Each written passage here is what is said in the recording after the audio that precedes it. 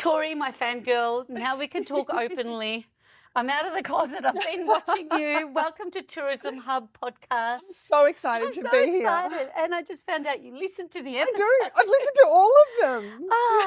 Because it really is one of these things with content that, you just don't know. But with digital, you can, Anyway, you can see that there's people there. But I've never really met someone that said I've listened to all of them. I'm just so thrilled doubly that you're here. Exactly. And you've listened to them. Oh, Torie, I tell you, I'm a fangirl for so many reasons.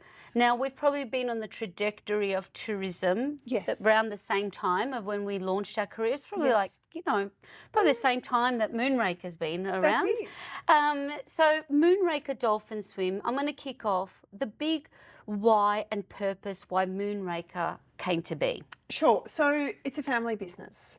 Mum and Dad started it back in 1990, and as a only child, lived literally on the coast. It was almost like my path. It was mapped out, and there were so many other career choices I could have had, but that's what I did. I did it in school holidays. I lived and breathed that business from such a young age. And it was basically just a rite of passage. A rite of passage is so interesting because so many family businesses in our industry are multi-generational, and I'm seeing that now.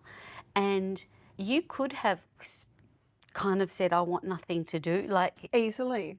I could have done something completely different. Was that ever a point of like, this isn't for me, or you just knew from the beginning? I think it was just a knowing.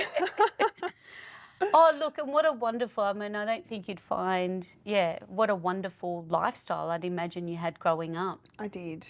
So, that was the thing, and I still reflect on it today, that I'm the person that, yes, runs the company and makes the hard decisions, but I'm also the person that does the cleaning. Yeah. And I've done every part of the business. Yes. And I will still go back and do every part of the business. If there's one area that's falling down, more than happy to jump in. And I think that is quite a strong thing, because we are a small team and we do work really long hours over that peak summer. Yes. That they see the person that pays their wages, that they need to, I guess, help build their business, is also the person that's checking on the bathrooms. Yeah. And ordering the stock and doing things. So it's just a rite of passage. A rite of passage. I'll keep it at that. Oh, but I see that from you too, just being around that. I mean, we talk a lot about visitor servicing and delivering a great experience and a great service. Yes. That's something, I guess, because you've been around it, seeing your parents, you wouldn't have needed much training in that. That's also something that's in your DNA. Yes. That's it. But it's also given me such a strong focal point on what works and what doesn't. Yeah. And how the business has grown and changed over those years, where it's come from, where it's gone to, where it is now, where it can go to. It's such a moving beast of its own, really. Oh, and I can imagine for your parents now as mothers. Yes. Like for you, like for them to see you take the reins like that, and then it would be that's also it is nice to see it still shining. Full circle. That's it. And you're just as passionate as you've just started it a year ago. Exactly. I can just see you ooze the enthusiasm. And that's it. And I do think that enthusiasm comes from being in all areas of the business. Yeah. And that's not all the time. Yeah. But there are days that I am all over it. And then there's days that I'm on the side. There's days that I'm not even at work, but I'm still getting the occasional email, or I'll get a text message or something like that. So it's great to work in it, and it's also great to work on it, because there's that really crossover section that gives you that all-round knowledge and all-round experience. Oh, so much to talk about. So much to talk about. So, Torie, as yourself, as a human of tourism, what ignites you and gets you out of bed every morning? There's so many things. So first and foremost, I really enjoy the team of people that we have around us. Yeah. They're very similar to myself. They're very driven.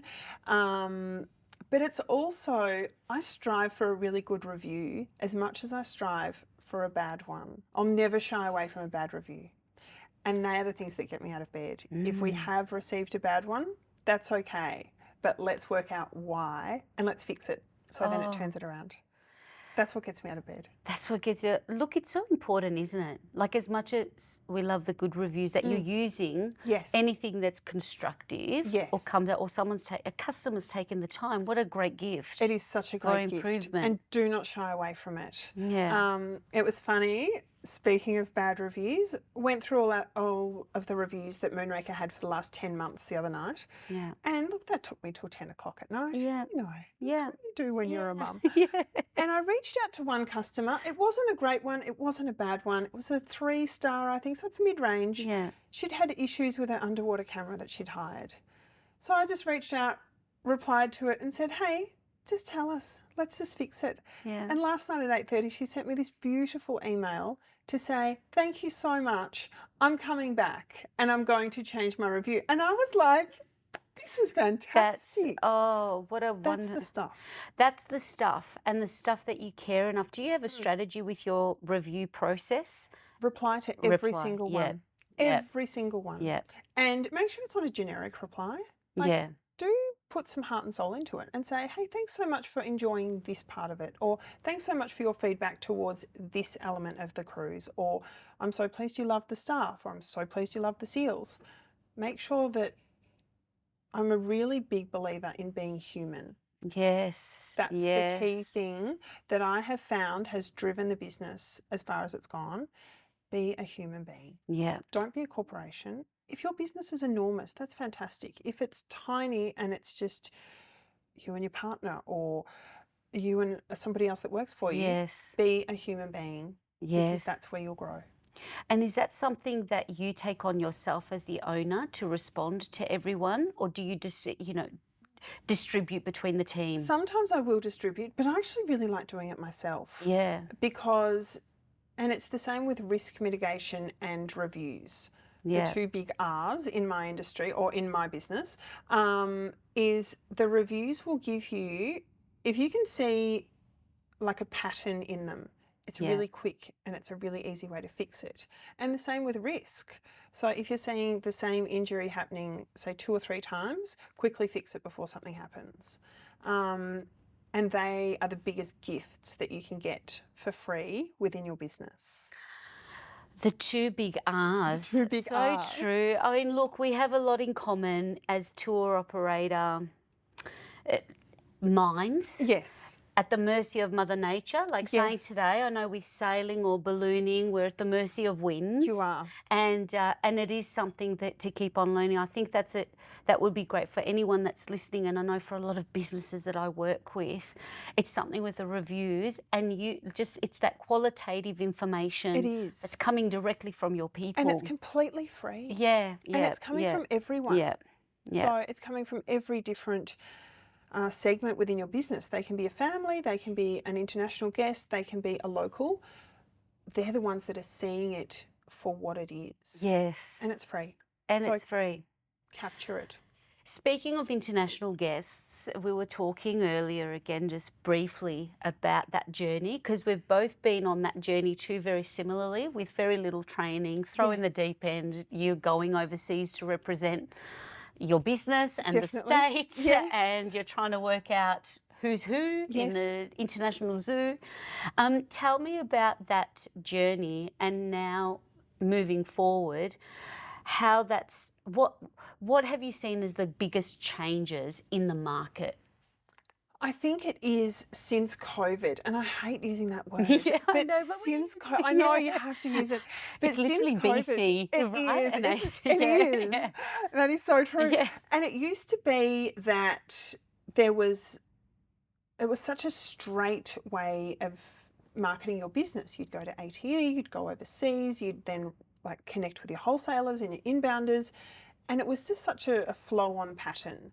And I think we all worked together, we're all in offices, and we all had our boxes that we ticked, and it was very straightforward. Nowadays, it's not. Yeah. You've got people that have shifted within the industry. You've got new players in the industry. You've got a lot of small businesses run by really, really fantastic people that have come from somewhere completely different. Yeah. They may be CEOs of accounting firms and things like that that have now gone, oh, you know what? I'm going to start a tourism business, or I'm going to do an Airbnb. So there's this new shift within the market. And I think it's great because we're seeing a lot of grassroots businesses. And I think tourism's now gone back to its infant stages. It's no longer led by the traditional elders like ourselves, where we all know each other. You know the next person that's going to sit in front of you at ATE, you know them, you know where they've come from, you know how many people they send you, you know everything about them. You've now got new people, and we're so far back, but we're also so far forward. Yes. So it's a shifting ground, and it'll be so exciting to see where it goes in the next 2 or 3 years. Oh, so true, so true. And that's right. Like looking at whether it's a young person coming out of uni, getting into tourism, or a small startup business trying to find their way or their market or their offering of their products, because we're in the business of offering the intangible. It's the feeling, it's the experience. It's exactly what we're all doing. We're speaking of that. I'm also curious, what ignited your parents to start Moonraker? What was their... They both had completely separate careers. Mum was always marine tourism, hospitality, and Dad was always more, I guess, your commercial person.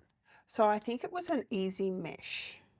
Boat being that commercial side, tourism being Mum's side, and I think it was just this easy mesh.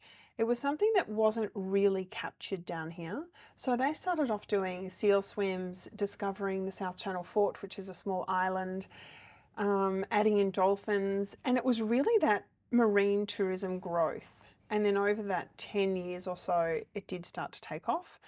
And I can still remember stories of them saying, we used to stand at the pier near the car ferry giving out brochures, trying to convince tourists to come out and do something before they went on the ferry. And I think it's such a beautiful story of how many tourism, and especially marine tourism businesses, started. And it was trying to convince people to do something different. Wow. So I just love it. And that's a great, that's a real entrepreneurial mindset to think, well, we were the first, I think, on the peninsula, or one of. Yep. But now that there's more, it just means that we're all doing a good job to attract the visitor, as we were saying earlier, to stay more, extend their stay and have more experiences on offer. Build partnerships with other fantastic businesses or other like-minded businesses as well. And then your guest gets that whole experience, and it is very simple and it's very easy if all the businesses are like-minded. So works well. Now, you also, now just a bit of context for everyone watching and listening. Our business at Global Ballooning kept on coming up in the tourism, adventure tourism category next to Moonraker Dolphin Swims. And we kept losing, learning. I don't like to lose that word. Every time we didn't win, still laughing about we learned.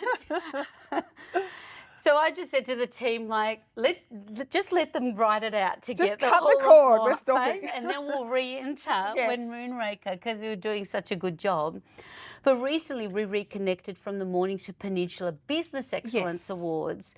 No surprise, took it out. But I love that you also, there's tourism awards which have incredible benefits for any tourism operator. And you go, you have an opportunity to go on a national stage. But I love this, that you're supporting your local business awards.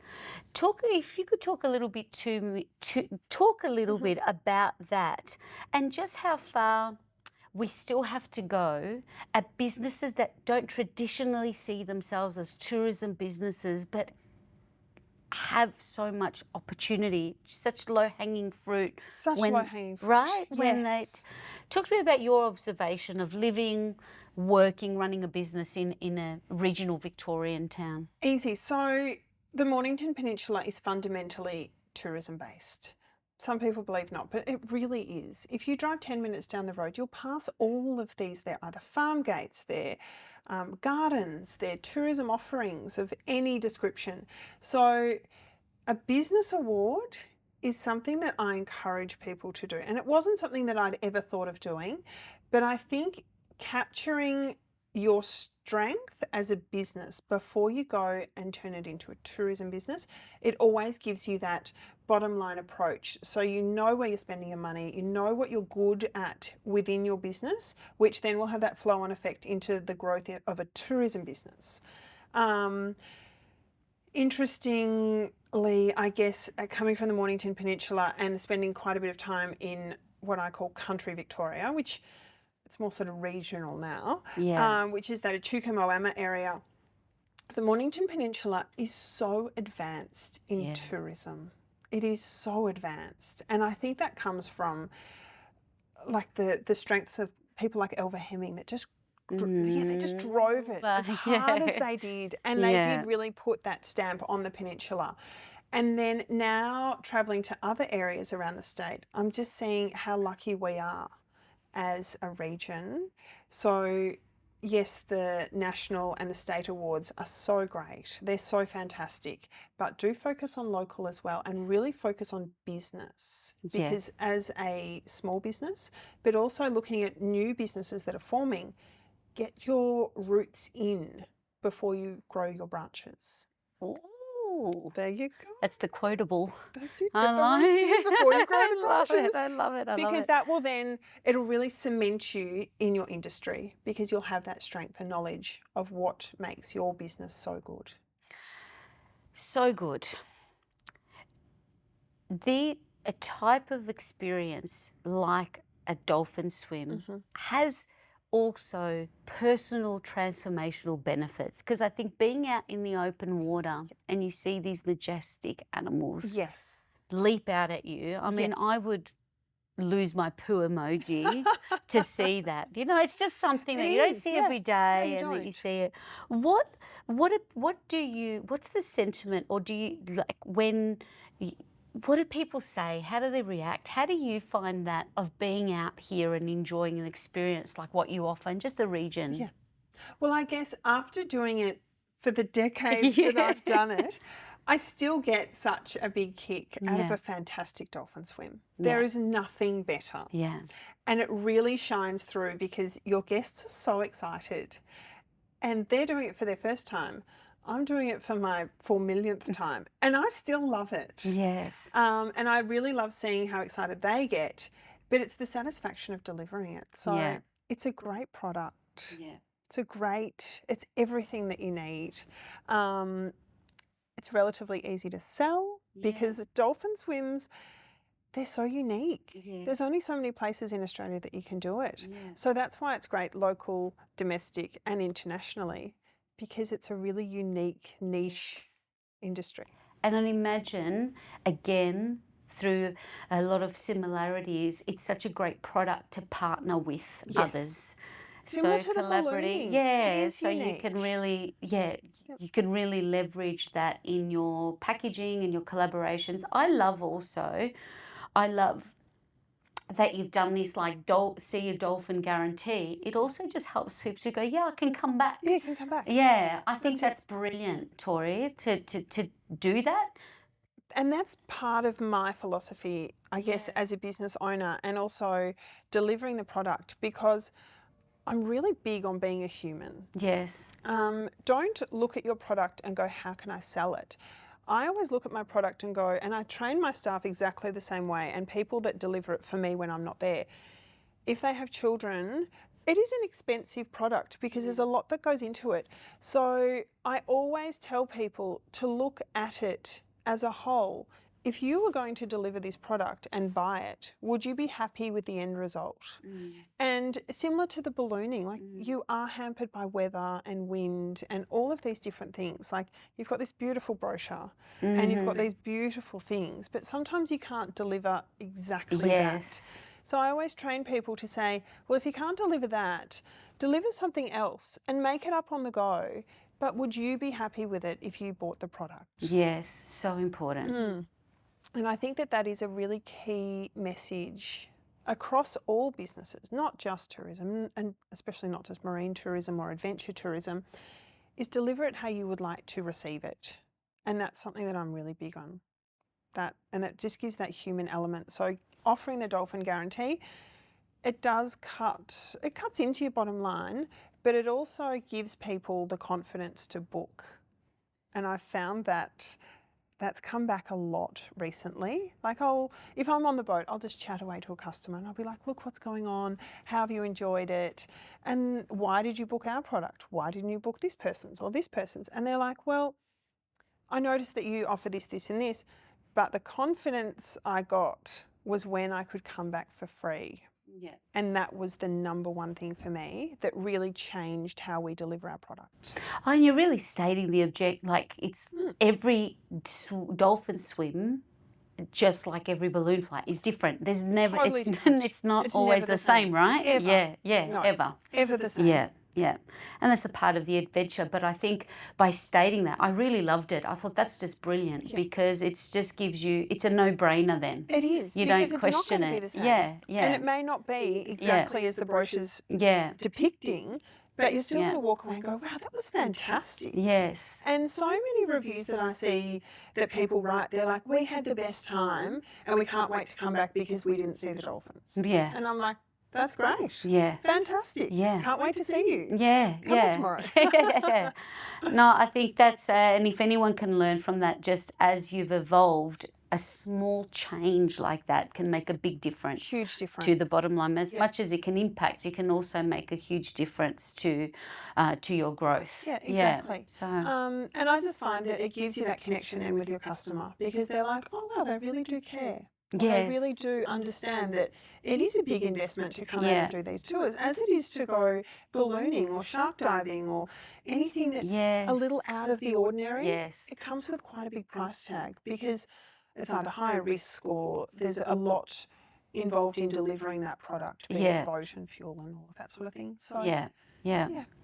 And that's also just as part of your, I like what you're telling your team in terms of like, that's your barometer, check in, would you be happy with that if you pay this much money? Exactly. It's the same thing in any service. How we're making people feel is what we're delivering. So it's really... Now, when we're talking about challenging times, because that is, and risk mitigation and challenges, what are some ways or tools that, or some key scenarios that you can think of when you're mitigating challenging, environment, people, all of that. Yeah, all of that. There are so many challenging elements in a business, and especially a tourism business and an outdoor business and all of those things. Like you've got your weather, you've got a new thing. Well, it's not really that new, but you've got like cyber issues. Yeah. And there's a lot of things now around fraud. Yeah. And people just seem to be getting caught out every day. You always hear another story. So that's another challenge, getting people to pay online, getting people to prepay, because there is still that, since COVID, there was a little bit of distrust, like, is the business going to be here in 6 months' time? Will I buy a voucher because they might close and I'll never see my money or get to experience the product? So there are so many challenges. Looking at the challenges ahead, a lot of them are slipping away now. Yeah. So I think it's a good time for our business and other businesses now to grow, maybe have a little bit of an offshoot, still deliver that core product, but know that a lot of the challenges are past. And what have you learnt in your business? So for us, it was being human, being open, delivering a product that you would like to experience. That reduced a lot of our challenges. Like, how do we attract people? We're getting a lot more repeat business. Word of mouth has gone through the roof because people are like, oh, we had such a great time. Yes. No matter if they didn't see the dolphins, they still had a good time. So there's just little, I guess, tweaks all the way along within your business that you can make that will reduce your risks, will reduce the challenges at foot. Some of them can just be safety risks. Yeah. Make your product really safe. Yeah. You can't safeguard everything, but you can certainly safeguard a lot. Yes. And that is also because if you're an observant manager, or if you've got a really observant manager, they're going to pick up on little things very quickly. My other thing is involve your team. Don't treat them as they're just the employees that deliver this. They're the people on the ground. So they're hearing conversations, they're seeing where things are going wrong. So get them together, have some open conversations that aren't stressful, because a lot of people do fear, oh God, I'm sitting with my boss. Don't be that person. Don't be their friend, but don't be that person. Be the person that they can come to and that they can be so open with and say, this just isn't working. That will reduce a lot of challenges. And when you look at your, bringing in new people, what are some qualities that you look for to mitigate, and knowing just what you require when there's so many variables that can happen? What do you look for in your team? So that's another challenge actually, is staffing. Since COVID, there's this new element that some people, they just don't want to work. And that's okay, that's their choice. But they're not people that I need on my team. So the ones that I really focus on, they have a passion. And it can be a passion for the environment. It can be a passion for working with people. It can be a passion because they love being outdoors. Look for those people, and don't try and look for the same person every time. So look for a section within your business. So I need someone that will not stop talking. I'll go and find someone that does that, and they'll go and chat to every customer. They'll get to the root of every issue. Then I need someone that's super safe. So I'll find somebody that really focuses on delivering a product and knowing safety, and they're big like checklist people. They're not my people, but they're the people I need. And then you've got other people that they love the marine environment. So they're going to sit down and chat to somebody that just wants to learn about the environment. So really look who is in your team and what do they bring to the table. Not so much what do they not bring, because everybody has their downsides. Look for what they bring, and are you making up a whole piece of the pie every time you roster them all together? That's the best thing that I can sort of instill in people. Find their strengths. Don't worry about their weaknesses. Just work on their strengths, because they're going to be happy. They're going to deliver the product that you want them to. Strength approach all the way. All the way. Don't focus on their weakness, only on their strength. Help them develop if they wish, but just focus on delivering what they love. That was a big, I guess it was very defining moments, I think, over that period when all of our backs is, you talk about risk, but who can foresee a pandemic? So as tourism operators, when we don't fit in a box, we're not a bus, we're not a plane, or, we don't know our parameters. That's the thing. But when the team, you could really see who stepped up to the occasion and who preferred not to. And that was it. And that was a shining light. And as you say, like, we didn't fit in a category. So with all of the changing regulations, I had somebody that loved regulations. So they would update our COVID plan once a week. Oh, brilliant. And that was something that I would have never done myself, because I was like, oh my gosh, so much paperwork. Or never knew that was in them. No, right? And it came to light, and that's what kept us going. Because it was just like every week in Dropbox, here's the new COVID plan, here's the updates, summarise the updates, email them out, done. Yes. Oh God, it was a godsend. Godsend. When it comes to, I call these, if you think about the success you have had and the enduring success to, 30 years on as a business. I mean, not even as a tourism business. I think as a business. What would you put down, what's some of the Moonraker philosophies or non-negotiables that you would attribute to that success? Such a diverse product, so unique. And one that is a really strong product. Like, we were quite early in the international market. There's still a lot of marine tourism businesses that are just not in the international space yet. And I'm like, come on guys, what are you doing? And I think that came from us just being this really solid business. It was one that you could rely on, one that didn't change. And when we did change, it was change for the better. We never cut corners. We always make sure that what we deliver is just so strong and so worthwhile. Making sure that when we making sure that when we do deliver something, be it in the international space, it looks fantastic. Doesn't need to cost the earth, but it looks fantastic. Because what we sell, I hate to say, it's a sexy product. Swimming with dolphins, it's a great product. Like ballooning, like shark diving, like all of these great things that Australia has on offer. That's what that made is us like shine. and that's a really running theme of excellence, winning awards. I think you really nailed it there for anybody that's watching or listening in terms of having your state or national marketing organizations get behind you, having that reliable hero product. That's it. That is, I mean, you got to talk sexy. It was like us. Melbourne was Hollywood. It is. But we really wanted to get people out to the region, to the Yarra Valley product. But we would always lead with Melbourne because for all of that uniqueness.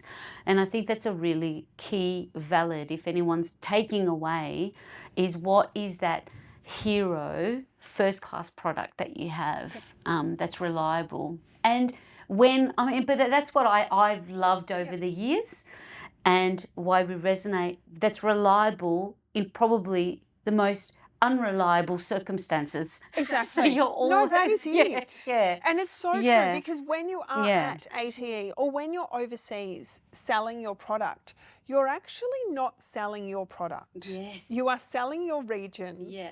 So I think for a lot of new people in the industry, don't go there expecting that you're going to pick up 6 new contracts. You need to piggyback off your region. Yes. So my first question was always, have you been to Mornington Peninsula? Yes. What do you know about the peninsula? Yes. And so many people would say, oh, I already use this product and this product. Yes. That was your entry. It was then, oh, great, fantastic products. We're only 10 minutes from there. And that was always the lead in.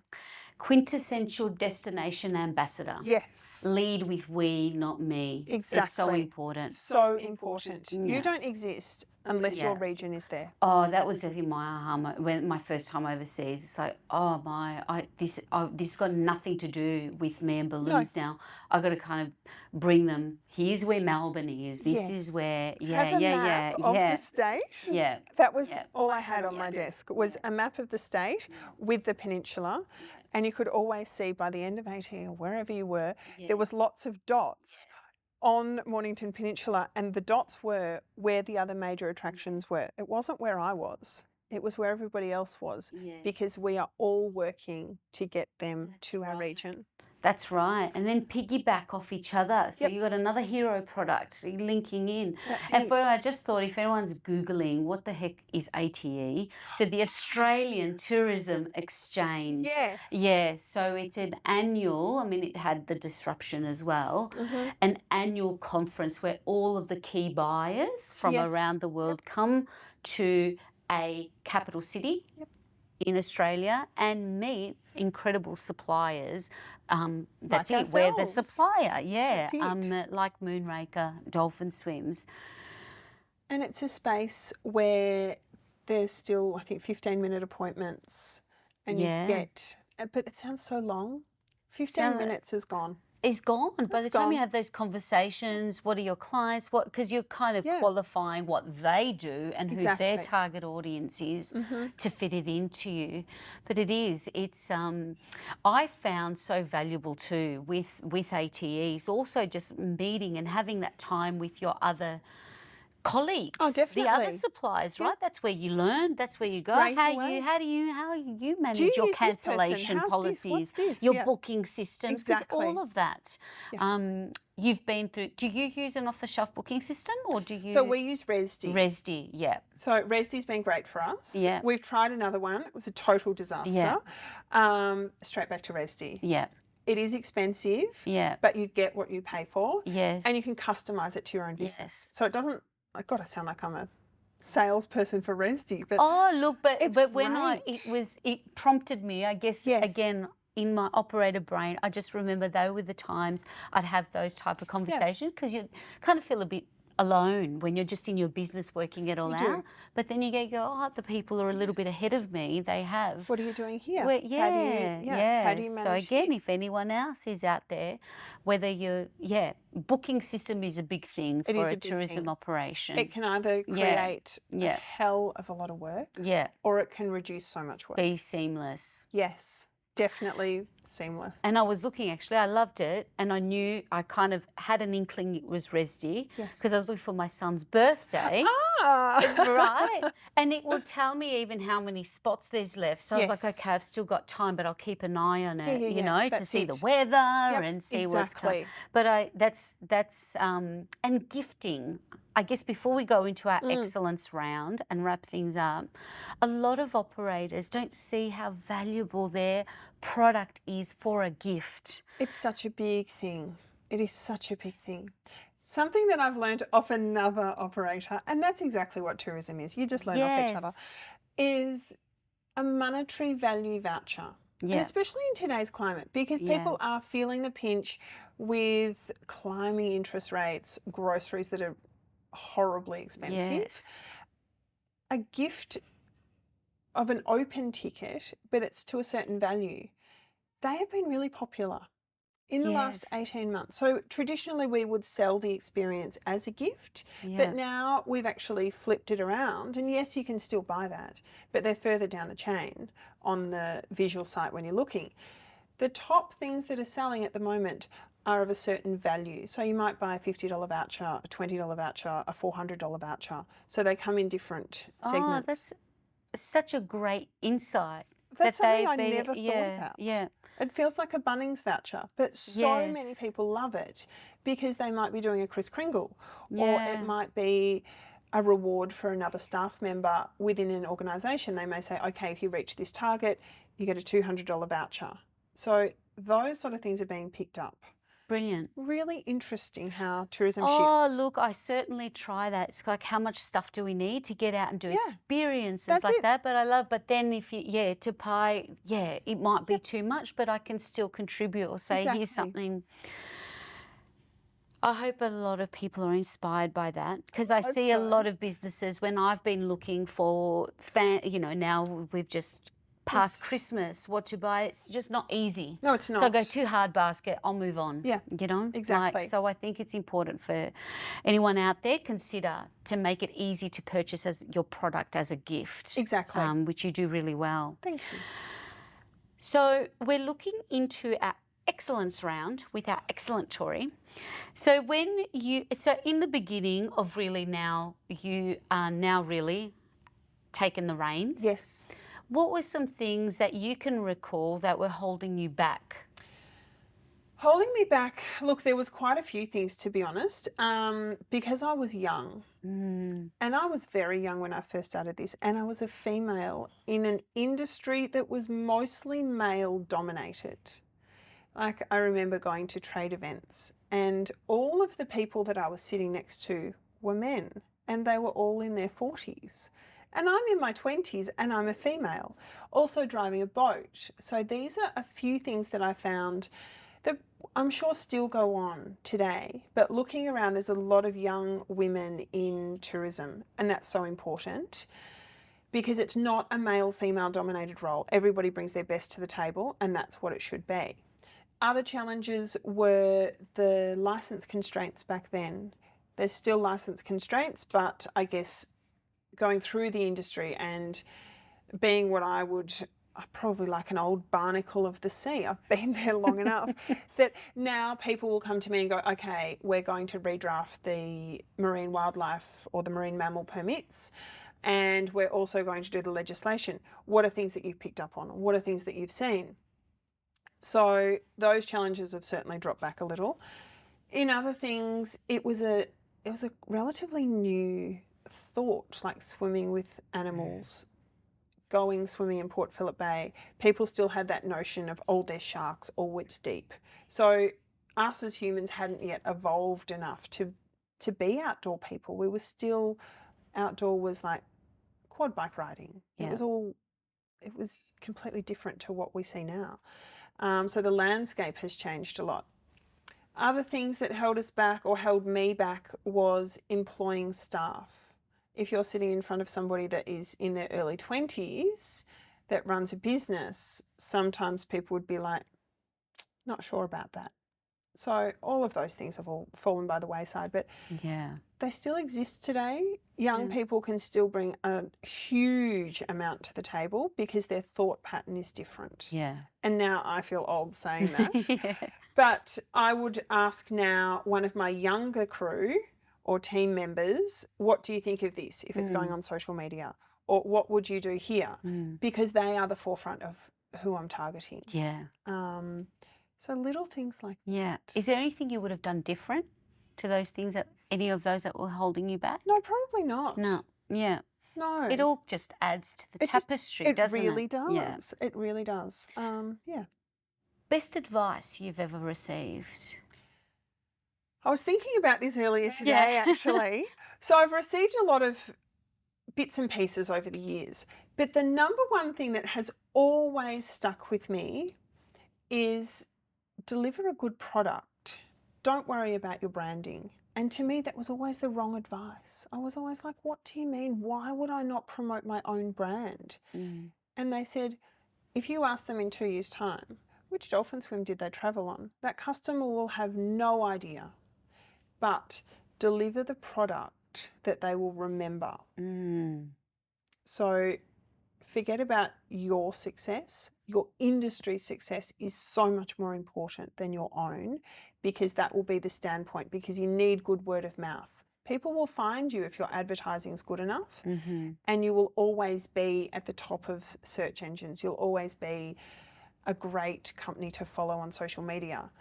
But deliver the product. Don't worry about your branding. Make sure that when the person gets off, they had a great time. Yes. Because they will then tell 10 people.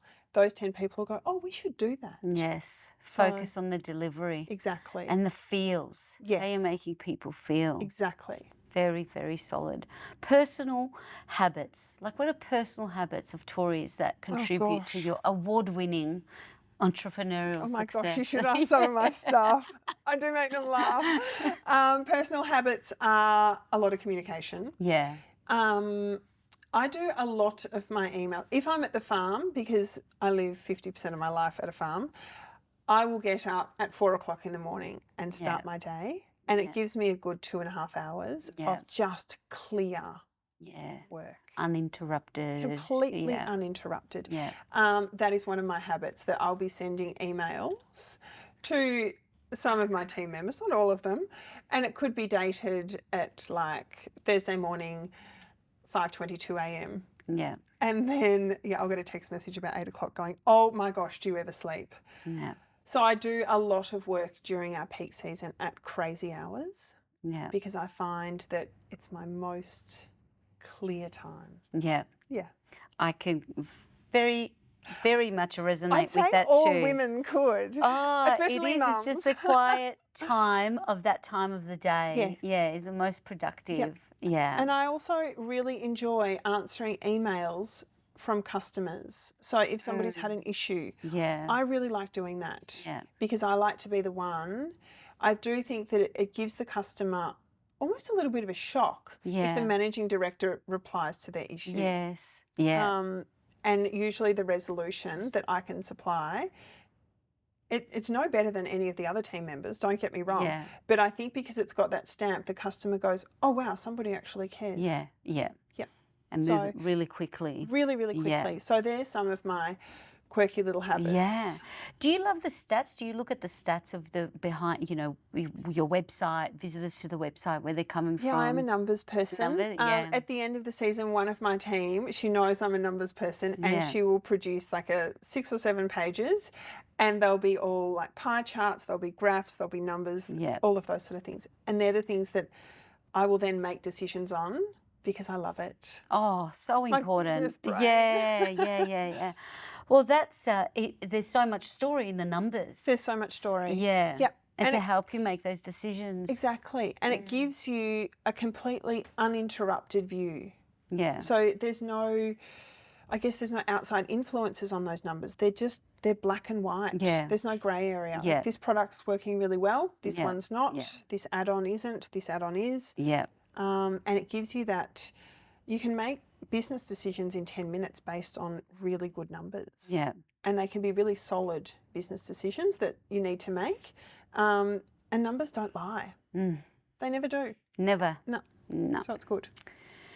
Internet resource, is there something you'll go to that you can't live without apart from your phone or your computer? God, I wish I didn't. Yeah, I know. I know, I do look at my phone and it does come up in a lot of conversations, but I think that's across all business people. Yeah. Unfortunately, it's now like a paper diary was. Yeah.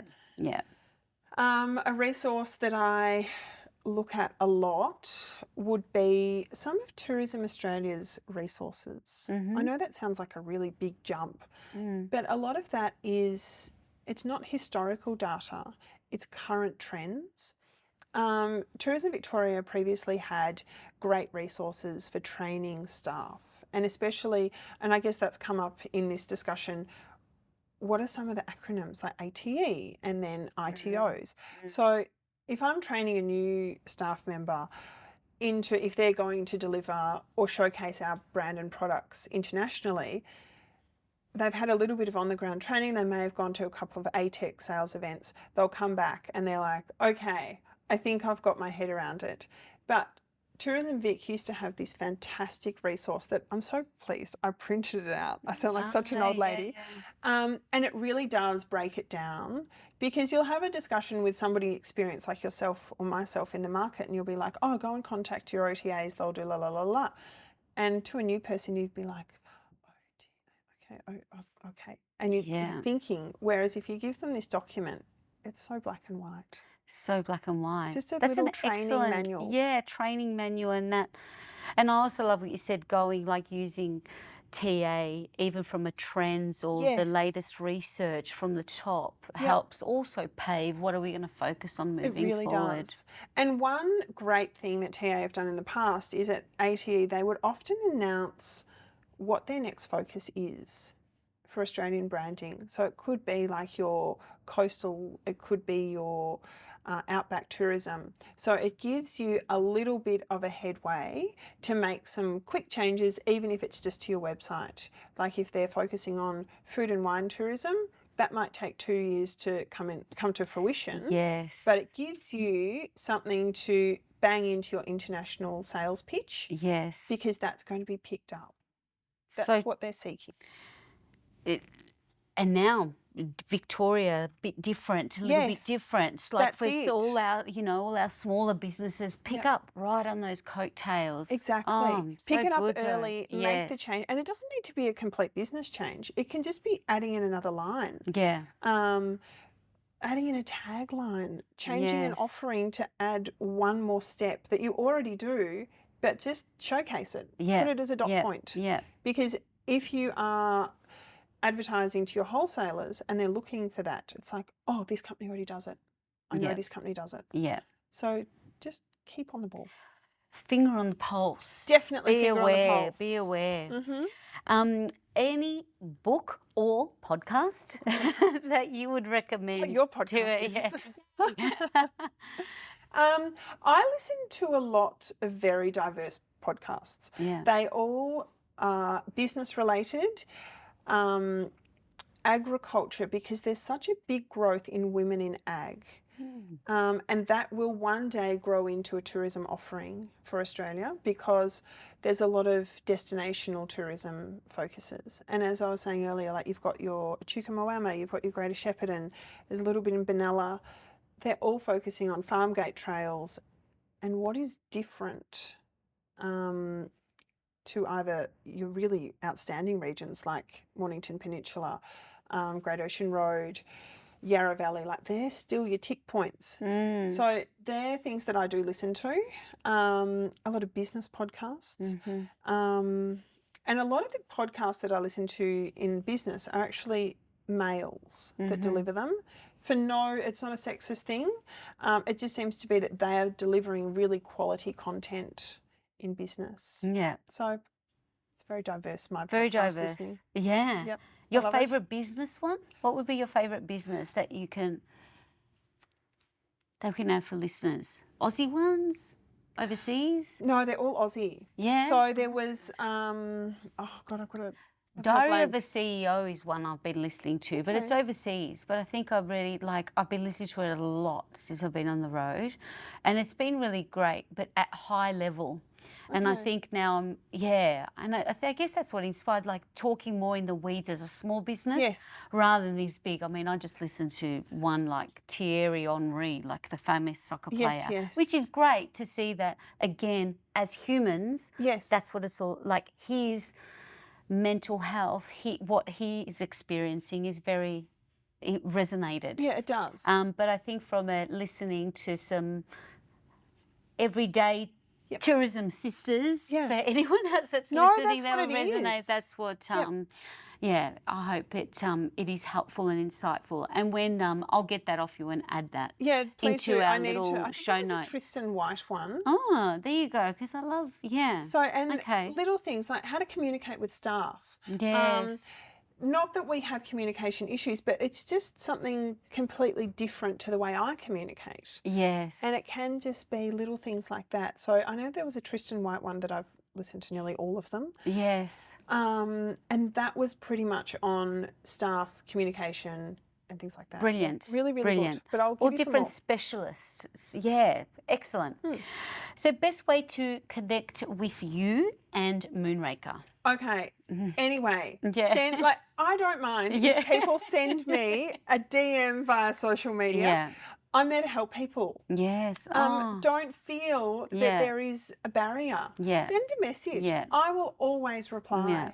And I will give you the information that you need. I'm not going to hold it back because feeling that you may take over my scene. Yes. The more people that come and try and take over my scene, the better it is for our industry. Yes. So ask the hard questions. See, that's what I love about our industry. You've got everybody that's ahead of you is always so willing to help. You're a mentor to so many now, and I'm sure it's like many were to you, like the Elvas of our world. Oh my gosh. I mean, love Elva. Elva pretty much, I'm almost going to say, dragged me through. To teach me those fundamentals. And if I can give even half of the resources that Elva gave me to somebody, it's such a beautiful way to pass it on. I'm hopeless at answering the phone. Absolutely hopeless. So send a text message. Send me an email, a DM via social media. I will always reply. Brilliant. And any parting piece or guidance or favour, like what would be a final thing to be a human being. Be a human being. It's all you need to do. No matter if you have had some of the worst incidences in your business to if you have a customer that is just genuinely unhappy with what they've received. Be a human and resolve it. Don't hide. Bring out that human element and say, I can help. But let's just work on this together. And that is my number one piece of advice to any business, not so much tourism, just anyone. Be a human being. Don't shy away from an unhappy customer because it will only take you a couple of seconds to reduce the unhappiness to, okay, I'll work with you. It's just a few seconds and it's just a conversation. Some people you can't help, but others, and I would say 95% of the issues that come back, you can resolve within a couple of minutes. And it's just a few minutes of your time. Few minutes of your time. Be human. Well, Torie, you're a wonderful human being. Thank you. I've just devoured just having this reconnection with you. Anytime. Even that I've got your number, you know. Oh, so I just love that I can text you now. So thank you for doing this. Anytime. I know you'll be helping many, anybody. I'll have all of your socials and Moonraker Dolphin Swim information in everywhere where you'll find this podcast. Thank you. You are Happy welcome. days. Happy dolphin happy. swims. Oh, we Yeah. just need some more sunshine. With some more sunshine. It's really been incredible seasonally, hasn't it? Oh Living my up. gosh, it Yeah. feels like autumn. Yeah, It's been it does, autumn all right? of summer. It'll come. It will come. It does come. It will. Yeah. Feb, But we March. love the variety. That's why we're in Melbourne. That's why we couldn't do without it. That's it. Thank you so much. You're welcome. All of the excellence and success to you. Thank you, and same to you. Yay! Thank you. Excellent. Yay! Ah, Can you right. take it?